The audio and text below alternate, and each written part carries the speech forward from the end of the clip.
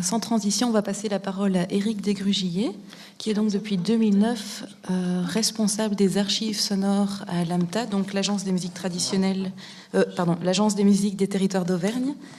En 2014, il a sorti son premier ouvrage sur Virginie Granouillet d'Antelière. Et il va nous parler aujourd'hui de ce travail avec cette chanteuse, sur le fond sonore de cette chanteuse, mais aussi autour d'autres fonds sonores sur lesquels il a travaillé, notamment le violoneux Jean-Marie Brandely. Je ne sais pas si tu as besoin de beaucoup de temps pour t'installer. Non, c'est juste allumer l'ordinateur. Alors je vais vous parler, en fait dans la présentation il y a deux éléments. Donc la chanteuse Virginie Granouillet, oui c'est une chanteuse, c'est pas un chanteur.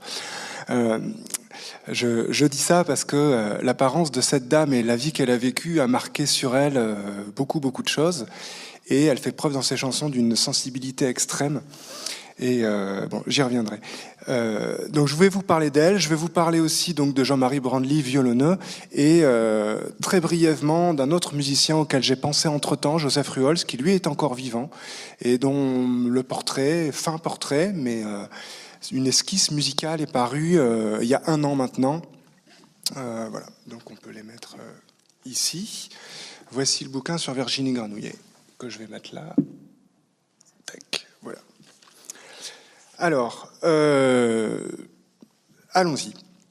Alors, j'ai choisi comme titre le portrait musical comme synecdoque d'un territoire. Alors, c'est un petit peu pompeux comme terme, mais en même temps, il me semblait assez approprié pour ce que je vais vous raconter. Je me suis heurté pendant les 3 ans de préparation pour la publication du livre sur Virginie Granouillet à d'incessants allers-retours entre ce qu'elle faisait elle en tant que chanteuse, en tant que personne, et puis son environnement musical, qu'est-ce qui était entre guillemets l'expression culturelle d'un territoire et l'expression d'une personne. Et donc j'ai passé mon temps à faire des allers-retours et en constatant que la frontière était extrêmement floue. Donc je vais vous faire un petit historique des questions que je me suis posées. Ça va être assez rapide, mais vous allez un petit peu comprendre. Donc la publication d'un répertoire d'une chanteuse, cette publication-là, elle s'est faite à la demande de la famille du collecteur. Le collecteur, c'était Jean Dumas, décédé au début des années 70. Il a enregistré toutes les personnes qu'il a enregistrées, à savoir à peu près 1500 chansons qui sont enregistrées auprès de si ma mémoire est bonne, à peu près 200 informateurs, dont la moitié se situe sur le territoire de la Haute-Loire. La famille de Jean Dumas souhaitait vraiment mettre en face d'un public cette collecte qui était restée au sein de la famille. Ils ont mis longtemps à vouloir faire ça. Au départ, ils ne savaient pas trop à qui confier ce travail-là, parce qu'ils voulaient que ce soit fait d'une certaine façon en respectant la mémoire de Jean Dumas et surtout l'esprit de son travail. Et il a fallu plusieurs années pour que... Donc c'est André Ricraud, beaucoup, qui connaissait les personnes de la famille, qui a un petit peu travaillé au corps en quelque sorte, et qui a réussi à convaincre, et également les personnes du centre départemental de musique traditionnelle de la Haute-Loire, qui sont allés voir des financeurs pour que la publication voie le jour. Donc voilà, ces personnes se sont battues, et quand l'autorisation a été donnée des deux côtés, on a commencé le travail. Au départ, il était prévu 1 an pour faire paraître ça, puis en fait, voilà, j'ai pas du tout respecté les délais. J'ai mis 3 ans pour faire ce travail-là, tout simplement parce que, 1, je l'avais jamais fait, et 2, je me suis quand même arraché les cheveux, même s'il m'en reste, je le reconnais. Donc la publication d'un répertoire d'une chanteuse avec le son, parce que c'est accompagné du disque avec la totalité des chansons enregistrées par Jean Dumas, à savoir 178 auprès de cette chanteuse, au cours de 12 enquêtes. 12 enquêtes qui se situent entre 1958 et 1962, en sachant que dans la dernière enquête en particulier, elle est atteinte d'une pneumonie, donc elle a complètement perdu ses capacités vocales. Et donc je ne vais pas vous faire écouter ça, mais vous me croirez sur parole. En fait, elle ne peut plus chanter, mais elle chante quand même. Et elle arrive à placer les mots différemment, avec le souffle complètement coupé, pour réussir quand même à raconter une histoire. Et c'est assez exceptionnel. Si vous êtes intéressé, j'ai quelques exemplaires avec moi. Vous pourrez découvrir ça en acquérant le bouquin. Donc, pour continuer, la publication de ce travail-là, de ce travail de collecte, moi je me suis dit c'est simple, je vais écouter les chansons, je vais les mettre en partition, on va ressaisir les paroles et on va présenter le travail de Jean Dumas et ce sera un travail relativement simple, de longue haleine parce qu'il y a pas mal de chansons à faire et en fait il s'est pas passé ça du tout. La publication de ce répertoire c'était beaucoup la publication du travail de Jean Dumas. En fait, et que la façon dont Jean Dumas collectait se ressent énormément dans les 178 chansons. On pense que les 178 chansons représentent moins de la moitié de ce qu'elle avait dans la tête. Et Jean Dumas a fait des choix. En même temps, il l'a laissé chanter ce qu'elle avait envie de chanter. Il a effacé des bouts de bande, réenregistré des chansons plusieurs fois, etc., etc. Et il a fait un montage de ces bandes pour avoir une vision générale. C'est-à-dire que lui a commencé dans son travail d'inventaire des chansons, il a commencé ce travail de montage. D'abord parce qu'il allait en collectage avec un cahier de chansons dont il avait déjà préparé à l'avance le répertoire, pris notamment dans les travaux de Patrice Coirot, avec qui il correspondait régulièrement. Il a été mis en contact avec Patrice Coirot par William Lemit, qui agissait beaucoup, donc passionné de chansons, qui agissait beaucoup dans les milieux d'éducation populaire. Jean Dumas est issu de ces milieux-là, auberges de jeunesse, CMEA et autres mouvements de jeunesse. Et c'est dans ce travail d'animateur auprès des jeunes qui s'est sensibilisé à la chanson. Et en fait, au départ, le travail de collecte, c'était pour essayer de récupérer des chansons et faire chanter les jeunes. Donc au départ, il a enregistré des chansons en stage lors d'apprentissage de répertoire pour les jeunes des mouvements de jeunesse. Mais dès qu'il a rencontré les anciens, il a complètement arrêté son travail d'animateur auprès de la jeunesse et il s'est entièrement consacré à la collecte de chansons. Voilà. Contrairement à ce qui s'est dit autour de lui à l'époque où le Fonds Dumas a commencé à sortir, il n'a pas du tout collecté pour le répertoire des auberges de jeunesse et autres. Il a collecté pour sauvegarder quelque chose sur lequel il est tombé à peu près par hasard et dont il a été extrêmement surpris. Virginie Granouillet, c'est une des premières chanteuses qu'il rencontre, pas la première.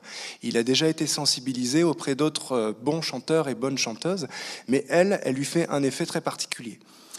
Et le choix qu'il opère auprès des chansons, il se fait d'abord dans la présentation des chansons. C'est-à-dire que chaque chanson qu'il enregistre, il les note comme ça. Il note les variations en quadrichromie. Donc voilà, il essaye de noter les variations. Donc il fait un compromis entre on note un seul couplet pour que ce soit lisible, et puis en fait, comme elle fait des choses différentes à chaque couplet, eh ben on met des petites variations. Il a été absolument impossible de refaire ces partitions-là. D'abord parce que c'était un peu cher d'imprimer en quadrichromie et l'éditeur a dit non. Deux, parce que les partitions comportent quelques erreurs et sont pas tout à fait... voilà, donc il a fallu travailler un petit peu autrement. Par contre, son travail de variation nous a quand même guidés pour essayer de faire des choix nous-mêmes. Donc en fait, c'est pas tant le répertoire de Virginie Granouillet qui est présenté dans cet ouvrage, mais c'est plutôt la vision qu'en avait Jean Dumas. Donc voilà, au lieu de présenter le répertoire d'une chanteuse, vous avez en face de vous un jeune musicologue qui, avant d'être musicologue, est surtout musicien. Et en tant que musicien, je me suis intéressé aux archives sonores, et c'est petit à petit, à force de rencontres, que je me suis mis à travailler là-dessus de façon professionnelle. Mais du coup, on commence à avoir une échelle un peu particulière. Moi qui essaye de comprendre le travail de Jean Dumas, qui suis ému par les interprétations de Virginie Granouillet, qui elle-même a une relation particulière avec Jean Dumas, donc j'en parle avec la famille de Jean Dumas, notamment sa femme, qui elle a un autre avis, etc. Donc si vous voulez retranscrire tout ça, ça a été un petit peu compliqué. Donc, du coup, on a choisi de présenter les choses comme Jean Dumas l'avait voulu, c'est-à-dire on a fait une présentation chronologique des enquêtes et des chansons. Et on aurait pu faire autrement, on aurait pu faire par thème en suivant la classification de Patrice Coirot, mais on n'a pas fait comme ça. Et en fait, je pense que bien nous en a pris, parce que la façon dont elle chante ses chansons dans les enquêtes, il y a des enquêtes où elle chante jusqu'à 40 chansons les unes à la suite des autres, quasiment sans s'arrêter, parce qu'une chanson en appelle une autre. Et le déroulement logique des chansons, en tout cas logique pour elle, c'est-à-dire un motif mélodique ou un motif dans les paroles amène une autre chanson, ou une histoire amène une autre histoire. Et en fait, tout fonctionne comme ça. C'est un espèce de jeu de Lego. Et c'est assez bien retranscrit dans la façon chronologique. Du coup, on a eu besoin aussi d'étudier un peu le contexte, l'espace culturel de cette chanteuse et de la collecte de Jean Dumas. Donc je ne suis pas le seul à avoir écrit dans ce bouquin. Didier Père m'a beaucoup aidé, m'a aussi poussé au cul, et j'assume complètement la vulgarité de cette expression. Lui a travaillé beaucoup plus sur le contexte, sur les dentelières, sur l'histoire de la Haute-Loire à l'époque où elle chantait. Et voilà, moi je me suis attelé surtout, principalement, voire que à l'étude musicale. Donc l'image que j'ai de Virginie Granouillet, c'est pas du tout sa vie, c'est une dame que je n'ai pas connue, elle est morte en 62, donc j'étais pas né, et je me suis pas du tout intéressé à ce qu'elle a pu être en tant que femme, d'autant plus que on n'a aucun témoignage de ça. Et voilà, j'ai essayé de m'attacher à ce qui se dégageait de sa musique, mais c'était un choix que je vais vous expliquer. Donc le portrait du collecteur, vite fait. Donc voilà, Jean Dumas, qu'on voit ici avec Virginie Granouillet, une de ses interprètes préférées, mais c'est pas la seule. Donc je vais pas redire tout ce que je vous ai dit sur le travail du collecteur, mais on a dû faire en filigrane, en palimpseste, le portrait du collecteur qui figure également en introduction du livre. Il faut savoir que même si dans la présentation des chansons, dans les commentaires qui sont faits, que j'ai rédigés, j'ai vraiment essayé de respecter l'esprit de ce collecteur. Alors, c'est faux dans la mesure où j'ai fait des choix moi aussi dans la présentation des chansons, évidemment, dans ce que j'allais dire sur les chansons concernant la modalité, la rythmique, etc. Mais en discutant avec sa femme, ses fils, et en essayant de comprendre un peu son travail, j'ai essayé de travailler dans le même esprit. C'est peut-être une illusion, j'en sais rien, mais en tout cas, j'ai essayé de continuer les choses de cette façon-là. L'analyse du répertoire a été vraiment un élément très très important. La présentation simple du répertoire ne suffit pas du tout. Il a fallu, au bout de 50 chansons, je me suis dit, il y a quelque chose qui va pas, il faut que je recommence. J'avais eu l'impression d'entendre des choses, et au bout de 50 chansons, j'entendais complètement autre chose quand je réécoutais les premières. Donc du coup, j'ai refait une écoute générale et je me suis dit, il faut absolument que je comprenne ce qui se passe dans cette musique, comment elle chante et pourquoi elle chante comme ça. Même si ce type de question, n'étant pas dans sa tête, je ne pouvais pas répondre à ça, mais au moins que ma propre sensibilité puisse s'approprier ça. D'autant plus que, et là, cela peut poser aussi un problème quand on fait une étude, moi j'étais extrêmement ému par son interprétation. Donc il y avait une part affective qui était très importante et que j'ai complètement intégré à ce travail-là. La mise en partition a posé des problèmes de présentation. Comment écrire la musique? Quel choix faire? D'autant plus que Jean Dumas a posé certaines partitions en disant « écriture impossible, impossible de choisir entre binaire et ternaire, donc je n'écris pas la partition. » Voilà. Donc suivant ces commentaires-là, moi j'ai fait des choix. Ils sont ce qu'ils sont. Je suis parfaitement conscient des limites de choix qui sont faits. Voilà. Alors ce que j'ai fait, c'est que j'ai fait des partitions type. Tout simple, parce que les variations de cette chanteuse sont telles que si on avait voulu tout écrire, il aurait fallu écrire chaque couplet individuellement avec des éléments très précis. Donc sur les complaintes de 26 couplets, je vous laisse expliquer la grosseur du bouquin, ça aurait été absolument impubliable. Donc en fait, ce n'est pas un travail de recherche scientifique en soi, mais c'est plutôt un travail de recherche à qu'est-ce qui fait musique dans cette chanteuse et comment dégager une personnalité musicale à travers une présentation musicale la plus fidèle possible à ce qu'on entend et qui propose des clés d'écoute. Donc du coup, le choix que j'ai fait d'une partition type a été aussi de mettre l'accent sur des éléments particuliers. En fait, elle se base, je vais rentrer dans des termes un peu techniques, vous m'excuserez, elle se base pas sur une battue. Du tout, elle se base au contraire sur des choses qui ne rentrent pas dans une mesure, mais sont présents des appuis, c'est-à-dire des repères rythmiques. On sent très bien « mon père me marie à l'âge de 15 ans », etc. etc. Et donc ces appuis-là, ces repères rythmiques, je les ai notés par des petits accents. Et en fait, j'ai essayé de respecter ça et d'essayer de traduire dans la partition des éléments musicaux qui me paraissaient les plus importants. Arrivé aux 3/4 du bouquin, de la rédaction du livre, du répertoire et des 3/4 des chansons, donc après l'écriture de 150 partitions, je me suis aperçu d'un truc, à force d'écouter, que j'avais absolument pas vu, qui est la présence de 3 phrases musicales principales qu'on pouvait découper en motifs. En fait, c'était quelque chose qui me paraissait tellement évident en tant que praticien, moi, de cette musique-là, que je ne l'avais pas formalisé. Et au bout d'un moment, je me suis dit, il faut que je reprenne la totalité des partitions. Donc j'ai réécouté depuis le début, une deuxième ou troisième fois, et j'ai réécrit toutes les partitions, une troisième fois, puisque je m'étais déjà fait faire une correction par quelqu'un qui m'a aidé, une stagiaire qui était venue et qui avait fait une fac de musique et qui a vu une écoute différente et qui m'a permis prendre un peu plus de distance par rapport à la partition. Donc ce travail à deux était très intéressant. Mais j'ai dû reprendre les partitions d'un point de vue formel. Et je me suis aperçu que 99% de son répertoire à elle correspondait à cette forme-là. Une phrase introductive, « Mon père me marie à l'âge de 15 ans », une phrase qui se développe, « Il m'a donné un homme de 90 ans », et une phrase qui conclut, « Et moi j'en ai que 15, comment passer mon temps ?» Et en fait, l'articulation de ces phrases, elle apparaît dans la mélodie.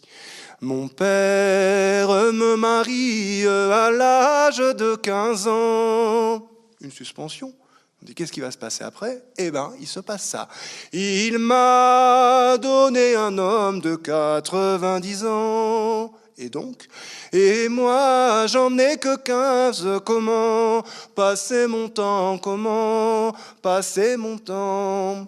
Et cette espèce de grammaire musicale, en fait, est présente dans 99% des chansons. Je dis 99% des chansons parce que, grosso modo, sur 178 chansons, il y en a 2 qui ne rentrent pas dans ce schéma. Et je me suis dit, est-ce que c'est propre à elle ou est-ce que c'est propre à la chanson traditionnelle en général de ce coin-là de la Haute-Loire ou plus largement? La réponse est difficile à donner parce qu'il faudrait étudier ça sur un grand corpus. Ce que j'ai continué à faire, en tout cas sur le fond de Jean Dumas, et en fait ça se vérifie quand même beaucoup. J'ai pas de pourcentage précis à vous donner là-dessus, mais c'est quelque chose qui se vérifie beaucoup et elle avait cette pratique-là de façon très très claire. Voilà les paroles. Il a fallu aussi, dans la mise en texte, donc en fait, oui, cette histoire de phrase, en fait, ça interroge la structure de la chanson. C'est-à-dire comment la chanson est faite, comment elle est structurée d'un point de vue narratif, comment elle est structurée d'un point de vue musical et comment ça va ensemble. Et donc du coup, la même question se pose pour les textes. Est-ce qu'on écrit les textes avec les rimes, comme c'est fait traditionnellement? Et en fait, j'ai fait le choix d'écrire les textes en fonction des phrases musicales, parce que par rapport à l'interprétation de la chanteuse, ça me paraissait pertinent. Et il me semblait qu'écrire les textes comme ça permettait de mettre en avant sa façon d'interpréter à elle. Et donc, du coup, les textes ont fait l'objet de la même chose. On a enlevé la ponctuation, pour pas, sauf les points d'interrogation, évidemment, pour éviter de trop diriger la lecture du texte. Et on a gardé la découpe que fait la chanteuse en phrases musicales. Voilà, je fais vite, hein. Il me reste 10 minutes. Ouh là là, c'est extra, oh là là, ça passe trop vite. Donc, la mise en texte de la chanson pose la question de la narration. Donc répondre à ces choix, c'était une approche très très subjective. Ce que je vais faire, je vais finir assez vite. Donc en fait, elle était dentelière. Elle chantait en faisant de la dentelle. Il y a une enquête dans les 12 enquêtes où elle est en train de chanter en faisant de la dentelle. Pour toutes les autres enquêtes, Jean Dumas a refusé qu'elle fasse de la dentelle parce qu'en fait, ça faisait du bruit dans l'enregistrement. Il se trouve que le cliquetis des fuseaux apporte un élément rythmique important et que lorsqu'elle chante avec les fuseaux, elle est beaucoup plus inventive mélodiquement et rythmiquement et qu'elle a des ornements qui sont beaucoup plus développés. Voilà, si vous êtes intéressé, je vous laisse découvrir ça, mais on ne va pas pouvoir passer du temps dessus. Mais c'est simplement que dans le contexte, dans son contexte de travail, sa façon de chanter est influencée. Avant de passer à Joseph Ruholz, je vous propose d'écouter Virginie Granouillet, la chanson que j'ai commencé de chanter. Elle le fera bien mieux que moi. Voilà. Donc je vais vous remettre le texte pendant qu'elle chante. Mon père me marie à l'âge de 15 ans.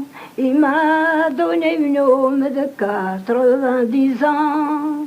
Et moi j'en ai que 15. Comment passer mon temps? Comment passer mon temps? Le jour de mes noces, dedans mon lit couché, il m'a tourné l'épaule, il fait rien que dormir. Et moi, pauvre fillette, comment passer la nuit? Comment passer la nuit? Je vous laisse un coupé de plus Bon et je vous fais des commentaires. Matin, je me lève chez mon père, je m'en vais. En lui disant bonjour mon père, bonjour vous soit donné.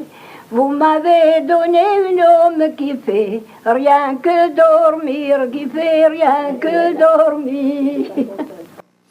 Alors, elle a la particularité, cette chanteuse, d'introduire des notes tenues à certains moments, qui donnent un suspense, qui donnent une tension. Vous avez vu, elle a une voix avec un vibrato assez serré.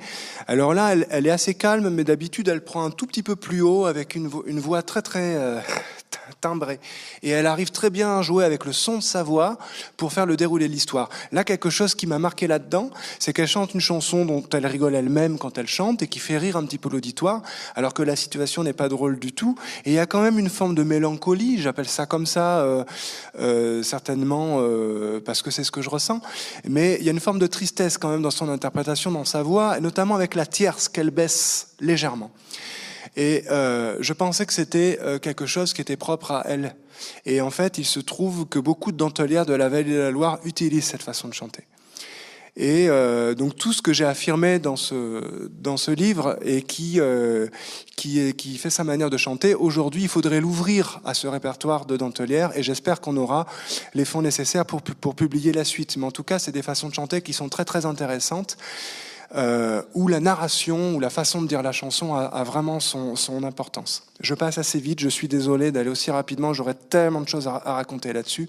Et donc vous avez vu cette histoire rythmique, avec ce ralentissement à la fin, des accélérations à d'autres moments, mais il y a vraiment un jeu avec ça.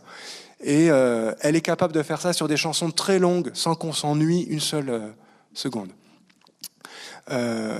J'enchaîne, juste pour vous faire écouter, histoire de contexte, le début d'une autre dentelière que j'ai découvert il y a 2 ans, qui a un peu la même manière de chanter. Ça va. Henriette Husson. On a laissé le faire. Oh, il est content. Le dragon s'en va, qui partait pour les îles, qui partait pour les îles, partait tout en pleurant, en regrettant Céline que son cœur aime tant. Vous avez cette ouverture sur les notes tenues, vous avez ces petits ornements qui permettent d'avoir un petit peu de rebondi et de dynamique dans quelque chose qui est très très spacieux. Le jeune dragon s'en va trouver son capitaine. On retrouve cette tierce un petit peu basse qui donne ce côté un petit peu triste de ces chansons. Bonjour mon capitaine, donnez-moi mon congé pour aller voir Céline que mon cœur aime tant. Le jeune dragon s'en va au château de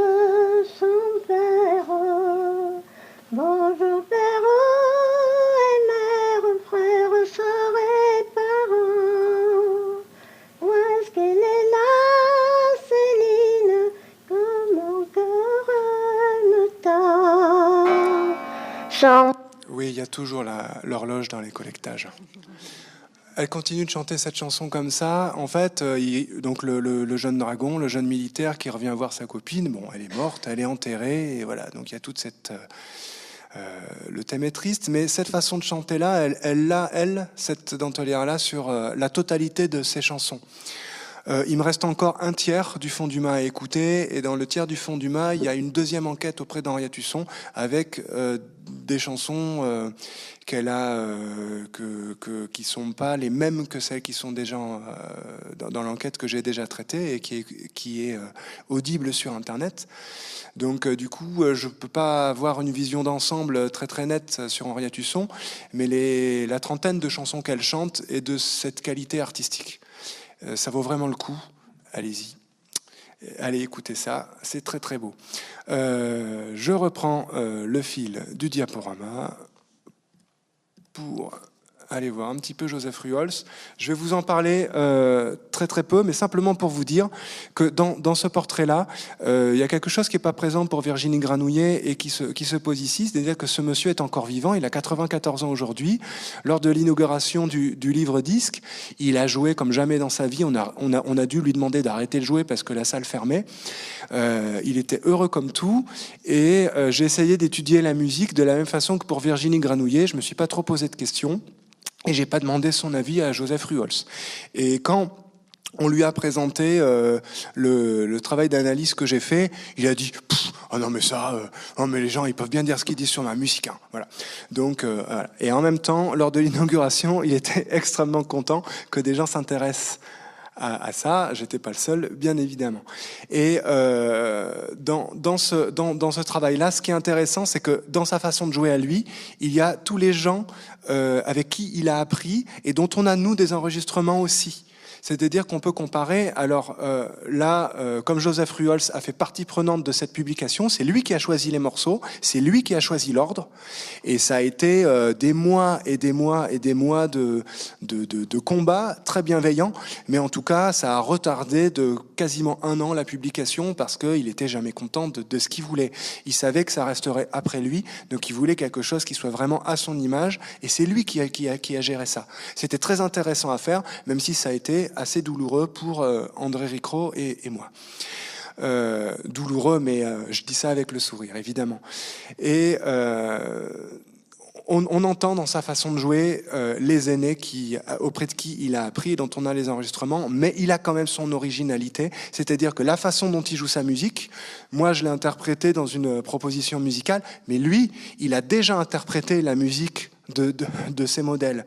Donc en fait, vous avez de l'interprétation, d'interprétation. Et en fait, un portrait musical, on touche à quelque chose, mais c'est vrai qu'en tant qu'auteur, c'est très très difficile quand on est touché par la musique de se positionner avec du recul, et il me semble que l'objectivité est une gageure. Alors je vais vous présenter très très rapidement, parce que j'ai plus trop le temps, Jean-Marie Brandly, le violonneux. Un portrait, c'est aussi des choses faites en quelque sorte en direct. J'ai eu au début de l'année 2017, donc quelques jours avant la date de la publication de cet article, le dépôt d'un fonds d'Éric Coustet qui a collecté beaucoup de violonneux sur le territoire de l'Artense. Et j'avais quelques enregistrements de Jean-Marie Brandly avant qu'Éric Coustet dépose son fonds, et on avait travaillé avec Brice Rivet, qui a été un étudiant de Anne, sur ce violonneux, parce que je savais que Brice ne le connaissait pas, et Brice jouant du violon et s'intéressant en musique d'auberge, je me dis il faut que tu l'écoutes et je veux que tu fasses un article sur lui. Donc ce qu'il a fait, et suite à son travail, donc je vous laisserai découvrir le travail de Brice, qui sont les quelques scottiches ici. Vous irez sur le site de l'AMTA, vous irez dans Centre de ressources, la mélodie du moment, et vous trouverez tous ces liens-là.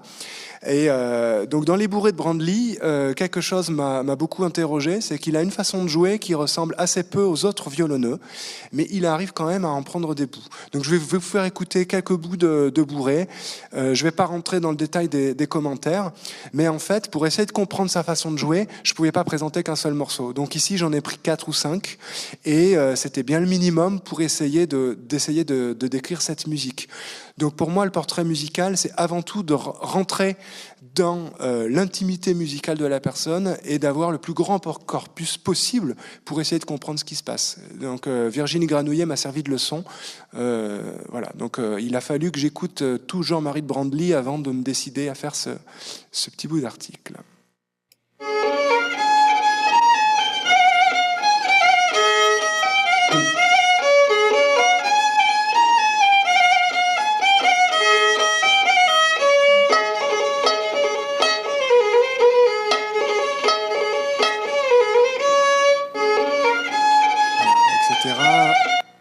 Il joue la même chose, donc un jeu très très nerveux, très très enlevé, plutôt mélodique. On entend quelques doubles cordes comme on a l'habitude. Il a la carte haute à cause de la position de ses doigts, mais en fait c'est quelqu'un qui a réussi à prendre, même s'il a une originalité dans son jeu, une façon de mener des ornements qu'il est le seul à faire, il a réussi à intégrer dans son jeu des éléments d'autres violonneux.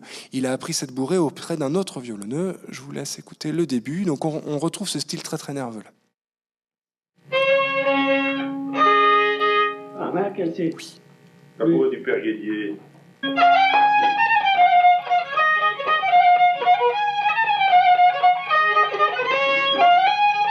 Voilà, juste un petit bout. Et un petit bout de la suivante, parce qu'on me demande de conclure. Donc, et sur le morceau suivant, il joue dans un style radicalement différent, un style coulé, où en fait, au lieu de détacher à l'archet, il laisse l'archet là, il détache avec les doigts.